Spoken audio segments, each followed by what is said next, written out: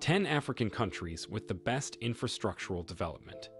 The foundation for human progress, the eradication of poverty, and the achievement of the Sustainable Progress Goals, SDGs, across the continent is the provision of enough and suitable infrastructure. The state of the roads reflects how different areas and places are developing. Poor roads would have a major impact on people's ability to access key services like transportation for agricultural goods and medical care. As a result, it is important to understand that proper infrastructure, particularly roads, is vital for rapid growth. More than half of the improvements in socioeconomic growth seen over the previous few years have been attributed to investments made in infrastructure across the continent. In this context, infrastructure may include, but is not limited to, roads, rail networks, power, ICT, water, health, and education infrastructure. While the majority of the continent's nations are currently working to improve its infrastructure, several stand out as remarkable in their delivery of these fundamental infrastructures that make life meaningful for everyone. In today's video, we will be looking at 10 African countries with the best infrastructural development. Stay connected as we make this discovery. 10. Tunisia. Formerly known as the Republic of Tunisia, Tunisia is the most northern nation in Africa. The nation shares borders with Algeria to the west and southwest, Libya to the southeast, and the Mediterranean Sea to the north and east form part of the Maghreb region of North Africa. The main traffic and transport routes are in good condition, but do not reach the level of the leading industrial nations. Tunisia ranks 74th in the world in terms of the length of its rail network, with 0.14 meters per inhabitant. Freight traffic on the rails most recently totaled 413.30 miles. 9. Gabon. The principal modes of transportation compare Gabon's infrastructure to the standard across all of Africa. Despite being in good shape, the major transportation routes do not match those of the most advanced industrialized countries. With 0.35 meters per resident, Gabon's rail network is the 46th longest in the world. The length of the rail system as a whole is 810 kilometers. Most recently, 409.00 million tons and kilometers of freight were transported on trains. In 2020, there were 87 million passenger kilometers traveled. The mentioned waterways are interior rivers and canals used for transportation. The 885 kilometers of coastline that make up the number of ports. 180,000 freight containers were moved in 2020. 8. Zambia. Zambia's infrastructure needs are still a significant barrier to growth, economic diversification, and human development. The Link Zambia 8000 project will build more interprovincial and inter-district roads to open up the nation. Other areas for development in this sector include investments in health, education, water, and sanitation, increased power generation capacity through the upgrading and building of new generation facilities, and use of alternative energy sources. The rail network being improved and expanded to lessen the burden on road infrastructure. In order to address the estimated 1.5 million housing unit shortage in Zambia, 110,000 new homes will need to be built per year for the next 10 years. The Zambian government will undoubtedly face short to medium-term financial constraints as it begins fiscal reforms and renegotiates existing loans with commercial creditors, despite the ongoing need for new infrastructure investment. 7. Mauritius. In Mauritius, the infrastructure is well developed. A total of 1,910 kilometers, 1,186 miles, of roads are in very good condition, with 1,834 kilometers, 1,139 miles, of these being paved. The road network can support the amount of traffic in the country as of the year 2000. Fewer than 10% of people are car owners. Several road projects, including the expansion of the route from Nouvelle-France to Plaine-Magnine, the implementation of the Southeastern Highway project, and the building of bypasses in places like Flax, Goodlands, and Triolet, have been proposed in the interim. Mauritius doesn't have any railroads, although bus transportation is dependable and effective. In the late 1990s, Port Louis Harbor received additional capacity, and was reconfigured to accommodate heavy traffic and cargo volume. The nation has a successful free port that manages roughly our $9 billion worth of trade annually. This is thought to be about 13,000 tons in volume.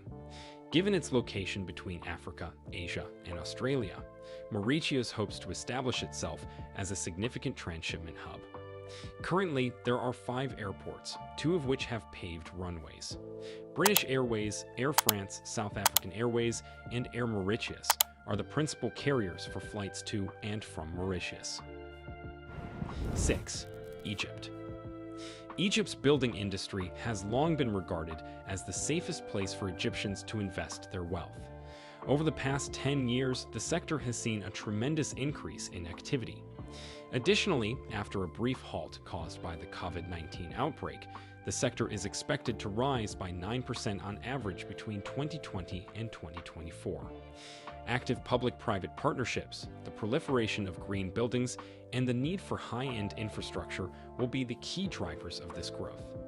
For the majority of Egyptians, investing in real estate has long been seen as a safe haven due to its consistent value growth. The Egyptian government has made significant investments in the building industry. The government of Egypt's construction of a sizable new administrative capital 30 miles east of Cairo is a well-known example. The government was anticipated to move by the end of 2022 after finishing the first phase of the project, which involved all cabinet ministries and bodies. Additionally, the government is modernizing the transportation systems, ports, and airports. The Ministry of Transportation is currently working on about 25 projects related to the railroad industry. The government's major objective is to expand the roads and ports for industrial development, while also connecting the cities with reliable transportation systems. 5. Nigeria.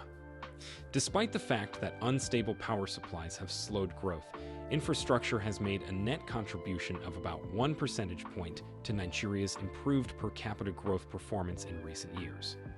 Growing the nation's infrastructure endowment to the level of the middle-income nations in the region may increase yearly growth by about 4%.